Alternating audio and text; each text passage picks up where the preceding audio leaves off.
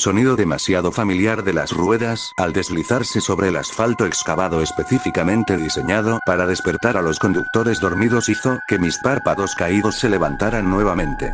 En medio de la confusión, detuve el coqueteo del camión con la idea de caer en una zanja y nos enderezamos en la desolada carretera rural. ¿Estás pensando en llevarnos a un todoterreno de camino a urgencias, Martín? Bromeó Steve desde la parte trasera de la plataforma atendiendo a su paciente ahora aún más agitado. Le saludé con la mano a medias a través de la ventana que unía los dos compartimentos de nuestra unidad antes de buscar a tientas la lata de bebida energética que había escondido en algún lugar de la cabina. No poder encontrarlo solo agravó mi frustración porque Steve ignoraba la única regla que tenía para él cuando trabajaba como mi socio. No es broma en un turno de 72 horas. ¿Dónde carajo estás? Gemí mientras examinaba torpemente la basura que contaba la historia de las últimas casi 48 horas en las que esta plataforma fue mi hogar. Dejé de buscar cuando mi segundo hogar y nuestro destino aparecieron a la vista. Memorial de los Árboles Gemelos. Menos un hospital y más una clínica de metadona. No hay mucho más, aparte de los dolores de necesitar una dosis, que pudiera hacer que la buena gente de esta remota ciudad buscara un médico. Estoy en casa, murmuré mientras retrocedía el vehículo hasta mi lugar de estacionamiento favorito bajo el reflector roto. Era el mejor lugar para dormir un poco mientras le decíamos al despacho que teníamos que limpiar la plataforma antes de la siguiente ejecución. Abrí la puerta y me levanté del asiento del conductor antes de bajar el escalón hacia el cemento húmedo. A pesar de mi intento deliberado de salir, mi rodilla todavía chirriaba por el ligero impacto de mis botas al tocar el suelo. Un bonito recuerdo que podré conservar cuando me retire de mi carrera de recoger adictos flácidos de sus montones de vómito. Si alguna vez consigo jubilarme. Hablando de adictos. Pude escuchar a nuestro pasajero discutir con Steve sobre por qué no recibió una dosis de fentanilo en este viaje para el peor picor de mi vida. Hombre, ¿no se supone que ustedes deben ayudar a la gente cuando lo necesitan? La frase murió en la garganta de Jeff cuando abrí la parte trasera de la plataforma y miré los pozos hundidos donde residían sus ojos. Había hecho rebotar su flaco trasero contra una pared hace un mes después de que lo sorprendí husmeando en nuestra estación. Probablemente buscando una manera de conseguir un golpe rápido desde la caja médica de la plataforma. El hematoma que dejó coincidía con las bolsas oscuras bajo sus ojos. Me duele recordar que las bolsas debajo de mis ojos son muy parecidas. Ah, no te jodas con este hijo de puta, gimió Jeff. Reconocí su dirección cuando recibimos la llamada, así que ni siquiera me molesté en bajar de la plataforma cuando llegamos. Tuve una pequeña alegría al poder sorprender a Jeff como su chofer por la noche. Hemos llegado, cara de mierda. Le respondí. Steve me dio una mirada de desaprobación por mi lenguaje antes de continuar con lo que estaba diciendo antes de que abriera la puerta. Lo siento señor, pero tengo que seguir los protocolos para el uso de narcóticos cuando trato a mis pacientes, dijo Steve con un tono de disculpa que el cabrón no merecía. Sí, cualquier hombre que me traiga adentro. Jeff gritó en respuesta. Estoy seguro de que esa picazón le había recordado groseramente por qué estaba aquí. Steve y yo cumplimos la petición mientras introducíamos la camilla a través de las chirriantes puertas corredizas automáticas que conducían a la sala de emergencias. Estacioné la camilla contra la pared mientras Steve iba a buscar a la jefa de enfermeras para encargarle el cuidado de Jeff. También conocida como mi parte favorita del trabajo, hacer que estas personas ya no sean nuestro problema. Apoyé la espalda contra la pared e incliné la cabeza hacia atrás mientras el olor químico demasiado familiar del hospital y el pitido de los monitores de pacientes intentaban hacerme volver a dormir. Escuché débilmente a Steve dando un informe de entrega perfecto como un libro de texto a la enfermera a cargo sobre la picazón de Jeff. Steve todavía estaba demasiado verde a pesar de ser médico durante 3 años. Todo tenía que ser un libro de texto. Ningún papeleo quedaría sin hacer. Ninguna solicitud de paciente fue demasiado estúpida. Ningún insulto vil o puñetazo lanzado en su dirección fue demasiado para él como para no devolverlo con una sonrisa y su mejor voz de servicio al cliente. No lo lograría en esta carrera. Cama 6, Martín. Chirrió Steve, sacándome de mi niebla mental. Después de un par de comentarios sarcásticos más de Jeff, nos liberamos de él cuando rodó sobre la cama del hospital desde nuestra camilla. Y era libre de empezar a exigir fentanilo a la enfermera que se llevó la peor parte esta noche. Después de una breve parada en la máquina expendedora para ponernos al día con mi querida amiga cafeína, regresamos a la plataforma. Mis labios apenas habían tocado el borde de la lata cuando Steve comenzó su rutina de pensar en voz alta sobre los problemas de nuestros clientes.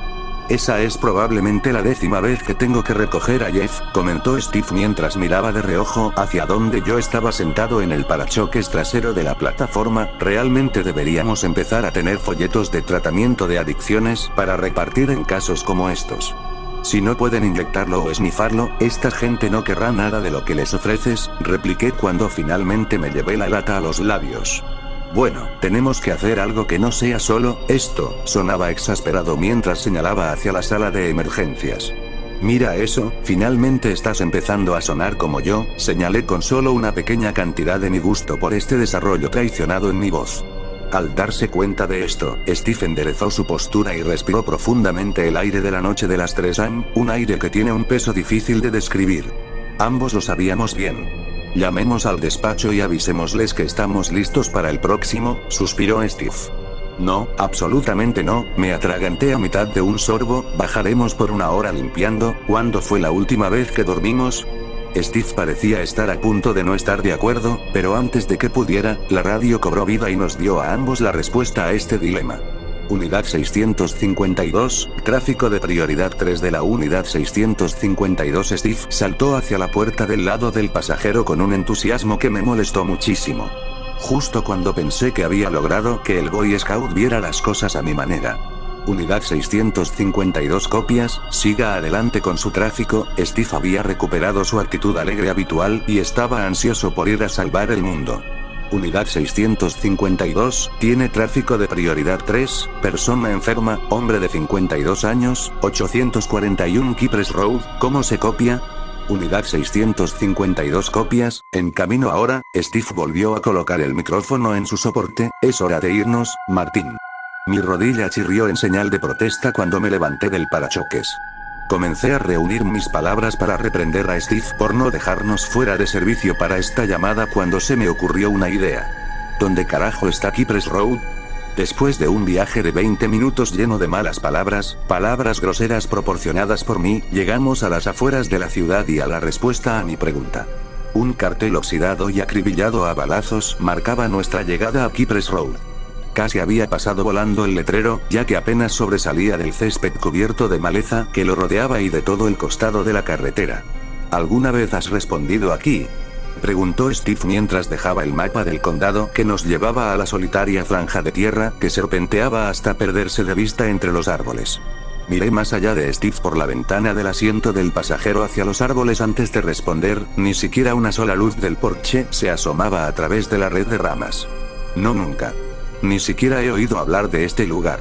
Entremos en escena antes de que el despacho nos indique que llegamos tarde, murmuró Steve mientras doblaba cuidadosamente el mapa. ¿El Boy Scout no quiere un demérito, eh? Le reprendí mientras conducía la plataforma por una suave pendiente hacia la tierra de Cypress Road propiamente dicha. Dejé de preocuparme por las métricas de nuestras llamadas cuando la empresa no reemplazó nuestra plataforma, que se había convertido en la segunda cosa más antigua de esta empresa. Tener el título de el más antiguo de la empresa fue un claro placer y al mismo tiempo una vergüenza. Steve ignoró mi comentario hacia él mientras se movía en su asiento y trataba de alcanzar un pico más allá de los árboles que bordeaban el suave giro a la izquierda en el que estaba colocando el equipo. Si bien normalmente habría seguido mi filosofía de atender la llamada antes, equivale a finalizar la llamada antes. No confiaba en que la combinación de camino de tierra empapado y neumáticos desgastados no hiciera que la parte trasera se deslizara hacia el bosque aún más empapado que nos rodeaba. Pasaron otros 5 minutos de suave ida y vuelta a través de este trozo de bosque aparentemente olvidado antes de que apareciera a la vista algo más que el verde y el marrón de los árboles. Escondidos en el lado izquierdo de la carretera, a unos 100 pies, estaban los restos quemados de un remolque y una vieja camioneta Ford con una pintura naranja atardecer. Solo los 4 bloques de hormigón donde alguna vez estuvieron sus neumáticos impidieron que tocara el suelo. El buzón que hacía guardia al borde de la carretera nos informó que se trataba del 821 de Cypress Road. El 841 estaba aún más adelante, pero todavía no se veía por ninguna parte. Cuando volví mi atención a la carretera para continuar nuestra búsqueda, la radio cobró vida con un silbido agudo. Unidad 652, Unidad 652, ¿cuál es tu lo? El tráfico de radio se apagó con un fuerte crujido tan abruptamente como había comenzado. Steve tomó el micrófono y respondió. Dispatch, soy 652, ¿puedes repetir tu tráfico? Silencio. Steve rápidamente recurrió a los viejos fieles y le dio al transceptor de radio un fuerte golpe con la palma de su mano. Despacho, ¿me copias? Steve pronunció ante el micrófono. Silencio. Antes de que Steve pudiera abusar más del transceptor, 841 Cypress Road dio a conocer su presencia. El camino terminó abruptamente y justo delante de nosotros había un monumento al estancamiento. El 841 era simplemente otro remolque, pero había sucumbido al óxido en lugar de a las llamas, como le había sucedido a su vecino. Lo que probablemente era el blanco puro de sus paredes metálicas, se había descompuesto en un amarillo enfermizo. Marcado de agujeros de óxido, su rostro contaba la historia de la apatía que consumía este camino olvidado. Steve le dio al operador un intento más antes de dejar caer el micrófono nuevamente en su funda. Despachador, esta es la unidad 652, a ciegas, llegó a la escena. Giré el volante con fuerza hacia la izquierda mientras me preparaba para retroceder el equipo hasta el remolque. Mientras observaba nuestro acercamiento al remolque a través de nuestra cámara retrovisora, algo así como una picazón me obligó a mirar por el parabrisas. No pude ver al vecino de 841 por ninguna parte. Solo habíamos logrado pasar otros 200 pies cuando llegamos a nuestro destino. Aún así, esa cáscara carbonizada y la camioneta averiada no estaban a la vista. La plataforma se sacudió bruscamente antes de que tuviera mucho tiempo para reflexionar sobre lo que estaba o no viendo delante de mí. Oh, madre, siseé mientras pisaba suavemente el acelerador para sacar nuestra rueda trasera derecha del bache en el que ahora giraba infructuosamente. Steve, al ver ahora nuestra situación, me advirtió. Tranquilo, tranquilo. Antes de que pudiera decirle que la cerrara, llegué al punto óptimo y liberé nuestra rueda del bache. Como no quería arriesgarme a descubrir otro bache, decidí que 50 pies del remolque estaban lo suficientemente cerca y puse la palanca de cambios en estacionamiento. Steve y yo compartimos una mirada silenciosa por un momento. Estoy seguro de que terminemos con esto, pasó por nuestras cabezas. Con eso, ambos nos volvimos hacia nuestras puertas, las abrimos y salimos hacia una brisa suave y silenciosa. Dejé las llaves en el encendido y mantuve el motor en marcha. Era un hábito que desarrollé al tener que escapar demasiadas veces de un paciente drogadicto que quería hacerme algunos agujeros nuevos con un cuchillo de cocina. Steve llegó primero a la parte trasera de la ambulancia y abrió solo una de las puertas traseras para agarrar nuestra bolsa de viaje. Él ya había cerrado la puerta y me extendió el brazo para agarrar la bolsa cuando llegué atrás. Acepté la pesada bolsa y me puse la correa en el hombro. No intercambiamos palabras mientras nos acercábamos a esa sombra de hogar. El crujido de nuestras botas sobre la tierra y las rocas en esta excusa de camino de entrada reemplazó cualquier conversación. No, la noche tenía demasiada tensión para charlar, pero la causa de esa tensión estaba aludiendo a mí. No fue hasta que llegamos a la mitad del camino hacia el remolque, y lo suficientemente lejos del motor de la plataforma, que me di cuenta. Silencio total. Si no fuera por los sonidos extraños de nuestras botas en el suelo y el zumbido de la plataforma, habría un silencio total que lo cubriría todo.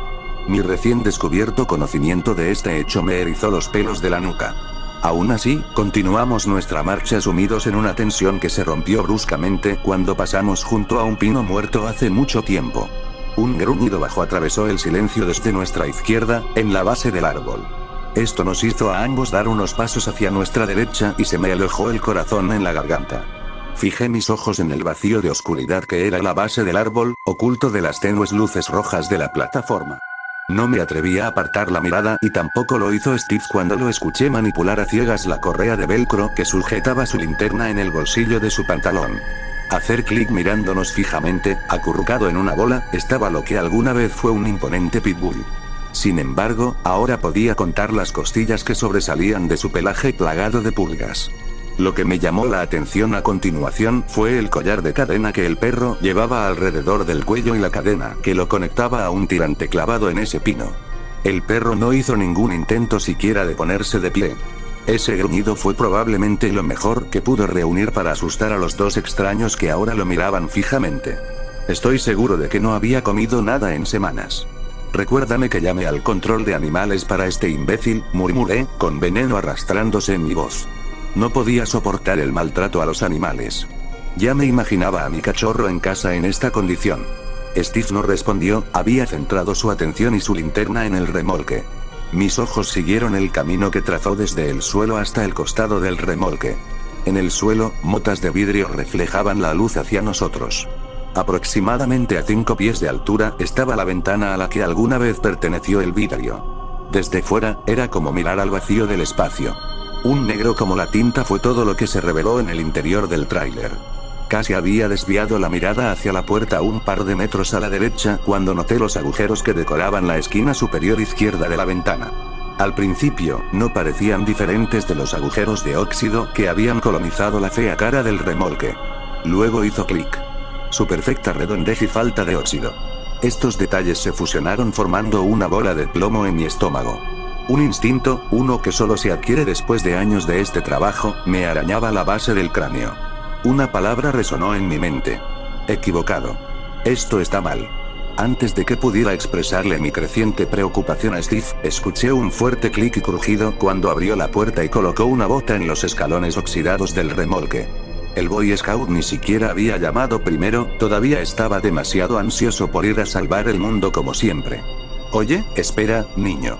Escupí mientras corría para alcanzarlo, sacando también mi propia linterna. No tuve que tolerar el dolor punzante en mi rodilla por mucho tiempo mientras medio trotaba para alcanzar a Steve, quien ahora había desaparecido en la sombra de la puerta. Casi de inmediato choqué contra la espalda de Steve mientras me lanzaba hacia ese remolque. ¿No me escuchaste, niño?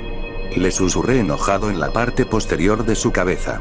Esa bola de plomo en mi estómago había comenzado a estrangular mis cuerdas vocales, haciendo que mi voz se volviera ronca.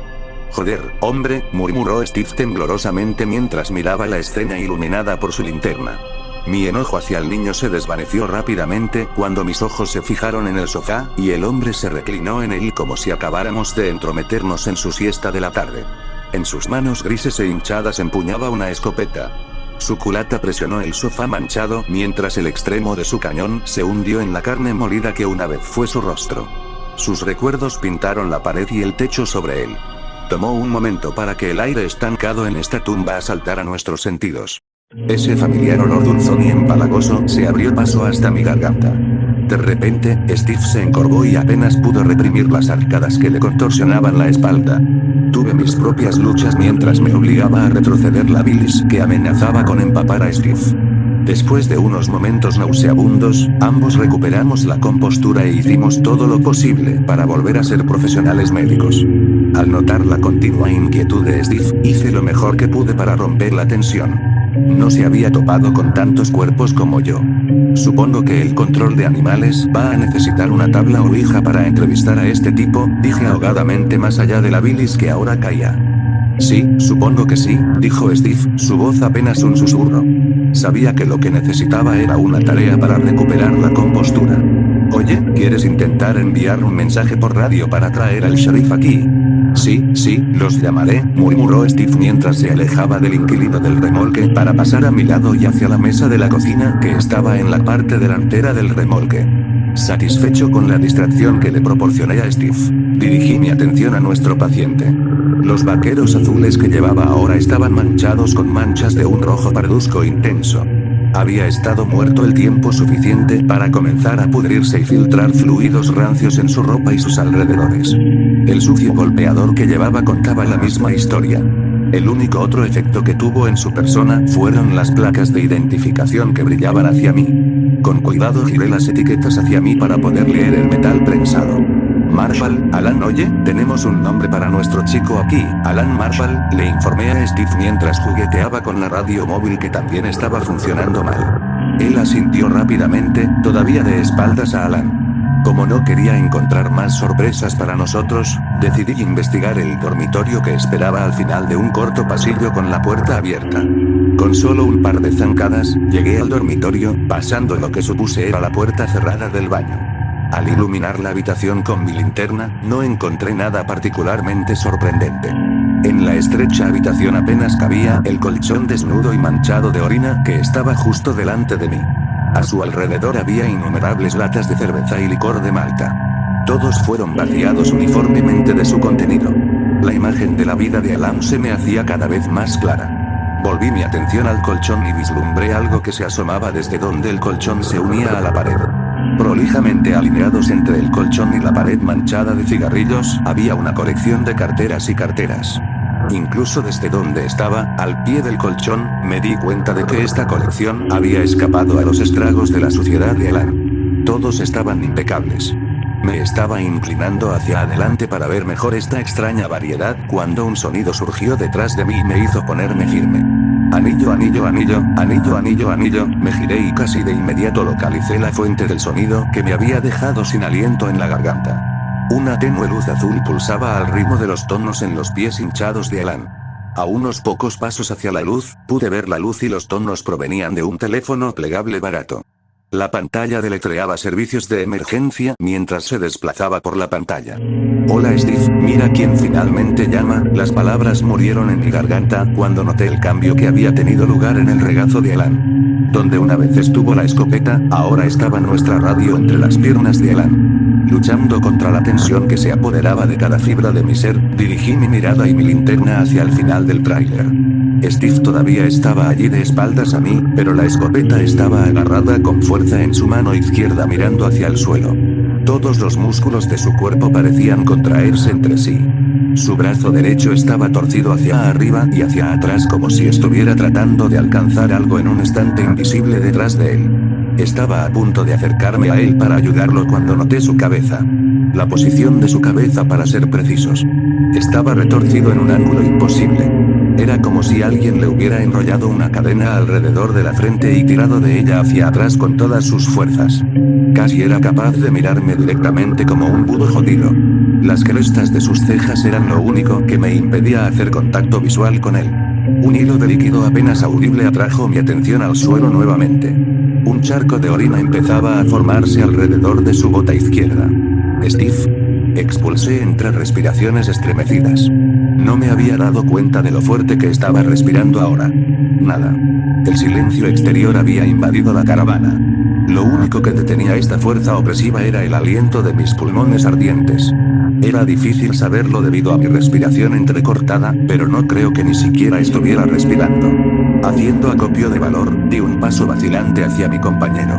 Tan pronto como mi bota aterrizó en la alfombra manchada, Steve se movió con una velocidad inhumana. Su cabeza se lanzó hacia adelante con un crujido repugnante mientras su brazo izquierdo levantaba la escopeta y su mano derecha sujetaba el cañón bajo su barbilla. Antes de que el grito pudiera salir de mi garganta, apretó el gatillo y arrojó al techo una lluvia de huesos y vísceras. Con los oídos zumbando, vi cómo su cuerpo caía hacia atrás. El muñón extraído que era su cabeza chocó primero contra el suelo con un golpe húmedo y el trozo de carne que alguna vez fue la punta de su lengua rebotó por el suelo, aterrizando limpiamente a mis pies. Un entumecimiento helado me invadió mientras mi estómago se revolvía. Ninguna palabra pudo escapar de mi boca mientras un vicio se apoderaba de mi garganta. Sin embargo, el sentimiento que rugió dentro de mí con más fuerza fue el mismo instinto que tuve desde que nos acercamos a este tráiler. Me obligó a acercar mi linterna hacia la parte delantera del remolque nuevamente. Lentamente vi el círculo de luz sobre el cuerpo inerte de mi compañero. Una vez que llegué a sus pies, mi brazo se detuvo abruptamente. Podría ver algo ahora. Algo que había estado allí directamente delante de Steve, pero bloqueado de la vista cuando estaba parado hace un momento. Dos pies sucios y grises con dedos ennegrecidos asomaban desde un vestido blanco manchado y apolillado. Casi ocultos, pero aún perceptibles, estaban los restos rasgados de cinta adhesiva que alguna vez parecían haber atado estos tobillos. Mientras profundizaba en estos detalles, finalmente noté el detalle que me dejó sin aliento. Estos pies flotaban aproximadamente a 5 pulgadas del suelo. Mi mente se agitó de miedo hasta el punto de que no podía captar un solo pensamiento coherente. Mis instintos básicos se apoderaron de mí y me ordenaron hacer lo único que podía hacer. Retrocedí con el temor de un hombre sobre hielo fino, rezando para que este paso no me hundiera en las profundidades. Mis ojos permanecieron fijos en la parte inferior de ese vestido mientras me movía y vi que su portador se movía hacia mí a la misma distancia que pensé que me había alejado de él. Me arriesgué a dar otro paso atrás y ahora comenzaba a entrar de nuevo al pasillo del remolque. Esa cosa se movió hacia mí una vez más. Este baile enfermizo en el que estábamos atrapados me retorció el estómago y amenazó con finalmente liberar esa bilis de mi garganta. Di otro paso atrás, esta vez extendiendo mi mano izquierda hacia atrás para encontrar el pomo de la puerta del baño. Nada. El vestido se acercó. Otro paso. Se acercó. Un último paso y mi mano alcanzó el pomo de la puerta que giré con desesperada fuerza. La puerta se abrió fácilmente y me lancé dentro, sin atreverme a apartar la mirada de esa pesadilla antes de entrar. Cerré la puerta de golpe con todo mi cuerpo. Prácticamente caí de espaldas contra la pared frente al fregadero y me desplomé en cuclillas. El miedo había minado la fuerza de mis piernas. Antes de que pudiera reflexionar sobre lo que debía hacer ahora, sentí lo que al principio parecían hojas cayendo sobre mi cabeza y a mi alrededor. La sensación repentina me hizo arrastrarme por el suelo hacia la ducha. ¡Mierda! Grité con lo que sentí como el primer respiro que había tomado en años. Dirigí mi luz hacia lo que había caído sobre mí. Pequeños cuadrados negros con bordes blancos que los rodean. Todos idénticos en forma y tamaño. Miré hacia arriba y vi el estante montado en la pared, del que debía haber sacudido esos cuadrados, cuando me desplomé contra la pared. Me acerqué para inspeccionar los cuadrados. Eran Polaroids. Agarré uno para inspeccionarlo, alumbrándolo con mi luz. Un grito ahogado se escapó de mis labios, cuando el contenido de la imagen se volvió claro. La foto fue tomada lejos de una camioneta color naranja atardecer. El sujeto de la foto estaba tirado en el asiento trasero. Una joven de cabello rubio y vestido blanco. Tenía la boca, las muñecas y los tobillos atados con cinta adhesiva. El rímel sangraba de sus ojos que brillaban con una indescriptible súplica de ayuda. Mi mano vaciló y la Polaroid se me escapó de las manos. Agarré otro. Y otro. Y otro. El fotógrafo documentó cosas indescriptibles. En uno aparecía otro hombre, uno que no reconocí. Estaba sosteniendo a la niña por el cabello. Como si estuviera conmemorando la captura de un bajo premiado. El asco y la ira danzaron uno alrededor del otro en mi pecho. La última fotografía que me atreví a mirar mostraba a la chica con su vestido blanco arrojada boca abajo en un agujero de tierra poco profundo. Magullado. Roto. Violado. Me desplomé contra esa pared de nuevo. Las lágrimas brotaban de mis ojos por la depravación con la que me había topado. Cuando tuve fuerzas para levantarme, me agarré al mostrador y me obligué a levantarme, haciendo lo mejor que pude para ignorar las protestas de mi rodilla. Miré hacia el espejo bajo la tenue luz proporcionada por mi linterna orientada hacia abajo y lo que vi me confundió. Numerosas formas y líneas oscuras ofuscaron mi reflejo. Encendí mi luz para iluminar el espejo y revelar la escritura que cubría su superficie. No la mires, no la mires, no la mires, no la mires, no la mires variaban en tamaño y legibilidad, pero las docenas de inscripciones compartían dos cosas. Su mensaje. Y estar escrito con sangre seca hace mucho tiempo. Miré hacia la puerta. Nada intentaba abrir la cerradura ni clavaba sus garras en la madera barata. No voy a morir aquí, le susurré a mi reflejo mirándome. Puse mi mano en el pomo de la puerta y fijé mi mirada y la luz en el suelo frente a mí. Con un giro que pareció durar eones, finalmente abrí la puerta. No pasó nada. Mi garganta no estaba arrancada y mi corazón todavía latía en mi pecho. Salí lentamente y giré a la izquierda hacia la sala de estar, hacia el escape. Solo para encontrar esos pies podridos flotando directamente delante del mío. Mi respiración se aceleró y luego se detuvo cuando el hedor de la chica del vestido blanco me envolvió. Mis ojos se llenaron de lágrimas, pero no me atreví a apartarlos de donde miraban. Me preparé para el paso que haría que mi cuerpo chocara con el de ella. Moví mi pie hacia adelante y con un grito apenas ahogado el resto de mí lo siguió. Pero no choqué con nada. Ella había retrocedido. Todavía estaba prácticamente cara a cara con ella, pero ella se había movido. En el transcurso de los siguientes 5 minutos, repetimos el mismo baile de un paso adelante y una eternidad intentando recuperar el aliento y prepararme para el siguiente. Casi lo pierdo cuando finalmente llegamos a Steve. Mis rodillas casi colapsaron cuando lentamente pasé por encima de su brazo. No pude evitar pisar la sangre que había empapado la alfombra a su alrededor. Con 2 pasos más estábamos en la puerta que conducía a mi libertad. Giré con cautela en el sentido contrario a las agujas del reloj para inclinarme y caminar hacia atrás fuera del remolque. Ella se mudó en concierto conmigo. Cuando puse mi pie fuera del remolque, una mano de cuero con dedos ennegrecidos salió disparada y agarró mi muñeca. Las uñas negras se hundieron en mi carne e involuntariamente dejé caer la linterna. Permanecer la voz hueca y marchita me hizo una seña. Mis ojos todavía estaban fijos en el suelo. Luché en su alcance. Con un último y desesperado tirón de mi brazo, mi muñeca quedó libre. Laceraciones profundas y ardientes envolvieron mi muñeca, pero no les presté atención. Yo estaba fuera. Aún así, seguí caminando hacia atrás mientras mis ojos hacían un agujero en el suelo. Pero ella no lo siguió.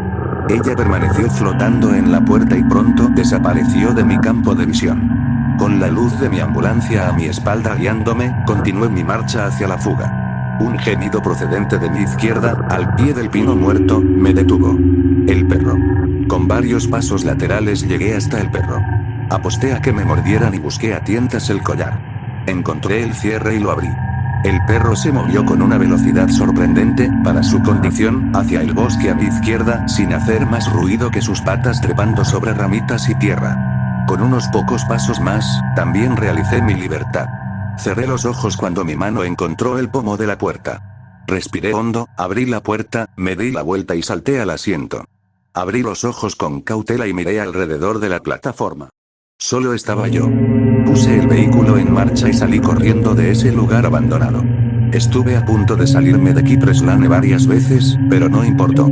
La distancia era lo único que importaba. No recuerdo el viaje. O llegar a la estación. O todos mis compañeros de trabajo preguntando dónde estaba Steve. Todo ha estado nublado desde aquella noche. La policía me preguntó si estaba en algo cuando me interrogaron sobre los cuerpos encontrados en ese remolque a la mañana siguiente. Mis respuestas no fueron lo suficientemente buenas para ellos. Pasé la noche siguiente en la cárcel del condado. Incluso tan lejos de Kipreslane, me resultaba difícil mirar otra cosa que no fuera el suelo. A la mañana siguiente me encontré con una sorpresa. Habían trabajado horas extras peinando el tráiler en busca de pruebas, debido a la extraña naturaleza del crimen. La falta de mis huellas dactilares en el arma y el ángulo en el que Steve disparó me disipó la mayor parte de sospechas. Aún así, sé que me están vigilando de cerca. Eso ya no me importa mucho. Estoy lidiando con un problema en casa ahora. Es difícil volver a una apariencia de vida normal después de lo que vi. No se trata solo de intentar volver a sentirse normal. Es difícil dedicarme a mi vida diaria, mis tareas domésticas y cuidar a mi cachorro mientras mantengo la mirada fija en el suelo. Ese vestido blanco sucio flota frente a mí por toda mi casa. Ella también habla más ahora. Hogar.